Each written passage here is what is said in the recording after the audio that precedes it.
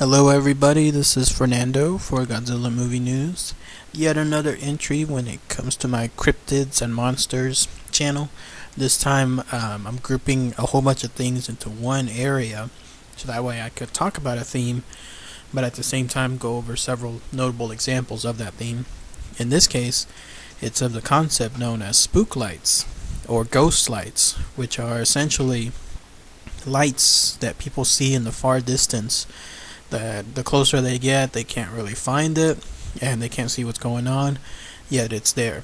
Spooklights is one of those things where if you've either lived long enough, or if you've had friends, family members, coworkers, whoever that have lived long enough, they'll always tell you that they know of a place that you can see weird lights in the far distance that can't ever be explained, and they become an urban legend or folklore of its own.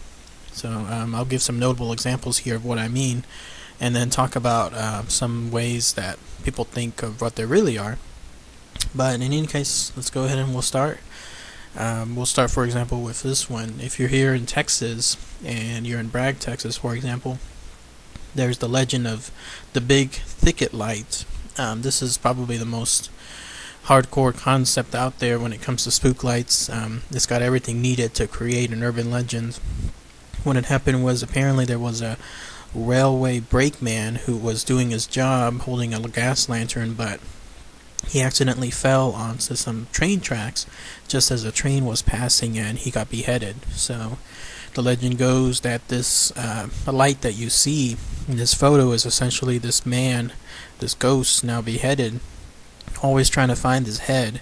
And it's essentially, people describe this light as starting as a small pinpoint of light that eventually grows to a bright light, a very bright light, and then dims and fades and so on and so forth. So it's definitely a light that has its own characteristics. Interesting to see if anybody's down there in Bragg, Texas, to check it out and see what kind of reports everybody has. The next famous example we have is called the Hornet spook light, which is located in Oklahoma, northeast Oklahoma to be exact. This one has a unique characteristic in that it's not just one color, but apparently multiple colors. And the way it goes is if you're down there near the area called the Devil's Promenade, chances are you'll see either one glowing orb or a quote-unquote necklace of lights. A string of these lights that appear together by a dark road of some sort. People have apparently been seeing them for over 100 years, down to the time when people were, driving around in wagon trains. And because of its unique status, it comes with so many colors. People have seen it in reddish colors. They've seen it in yellow, orange, green, blue. Others have said that the light has been so strong that they can actually work by night. They don't need their own light anymore. They can just use this Hornet spook light to do their own work.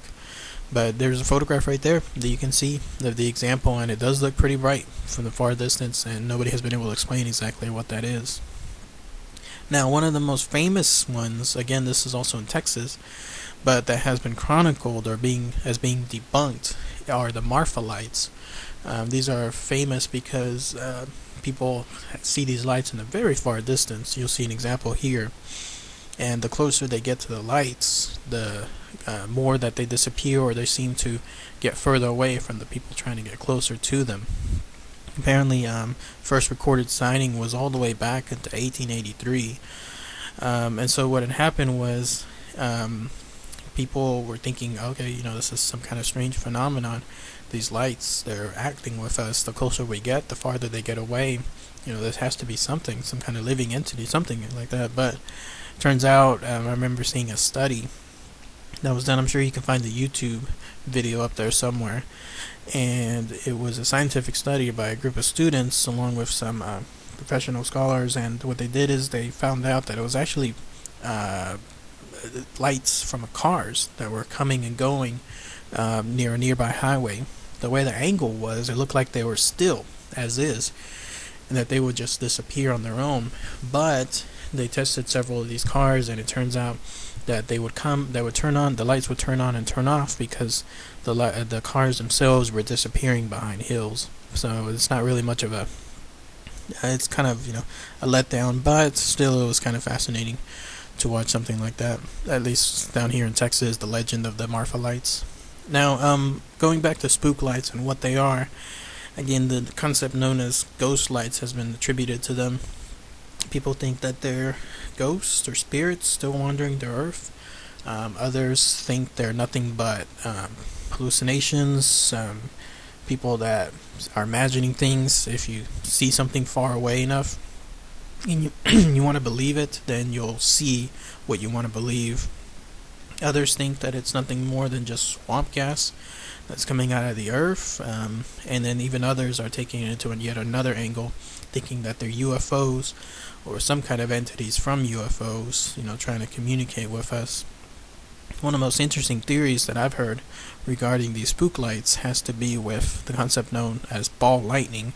Ball lightning in of itself is almost its own cryptid, except it's not really a living entity, which is why I don't classify it, at least for one of my videos, and why I'm jumbling it here. Yeah, ball lightning is essentially lightning encapsulated into a small ball. It comes from the sky. It seems to follow people around, or have a mind of its own, bouncing off things and then exploding or disappearing altogether.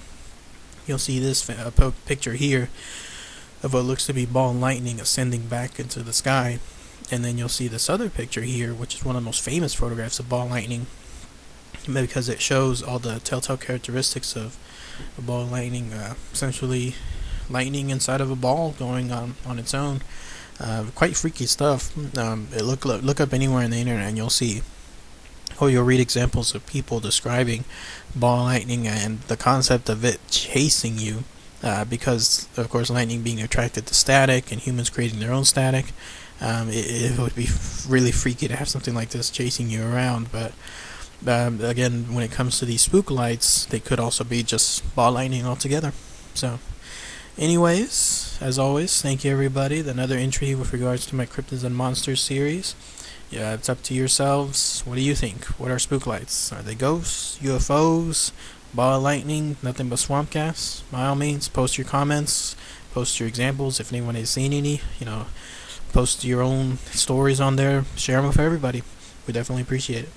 Thanks everybody.